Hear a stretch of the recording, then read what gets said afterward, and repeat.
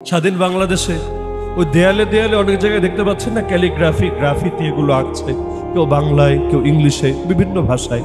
ভালো উদ্যোগ, যে কোনো জিনিসকে স্মরণীয় রাখার একটা উদ্যোগ। আমরা পারি নাই, আমরা ব্যর্থ ক্ষেত্রে 2013-তে আমাদের কত ভাই মারা গেল, শহীদ আবু সাইদের নামে চত্বর হলো, আমরা কারো নামে চত্বর বানাতে পারি নাই। তাহমিদের নামে আজকে নরসিংদী থেকে আসার পথে দেখেছি চত্বর হয়েছে, আমরা কারো নামে চত্বর বানাতে পারি নাই। মুগ্ধর নামেও হয়তো অনেক কিছু হবে, আমাদের ব্যর্থতা, আমরা কারো নামে কিছু বানাতে পারি নাই। কিছু ছেলে আগ্রহী হয়ে তারাও গেল, তারাও গিয়ে দেয়ালে আরবি গ্রাফিতি লিখতে শুরু করলো। মাদ্রাসার ছেলে আরবিতে গ্রাফিতি লিখছে। আরবি মানেই কিন্তু কোরআনের আয়াত না, আরবি মানেই কিন্তু হাদিস না। আরবি একটা ভাষা, সেই ভাষায় উপদেশ আছে, সেই ভাষায় অমূল্য বাক্য আছে।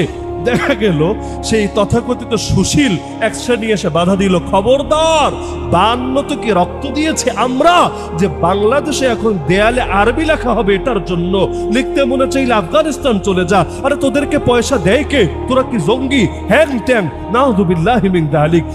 শহীদ মিনারের সামনে কোরিওগ্রাফি করে ইসলামী না, এটা বন্ধ করে বলি। বাংলাদেশের ভাষার লোকে হাসিলা করেছিল, রফিক জাম্মারা জীবন দিয়েছে বাংলা ভাষার জন্য।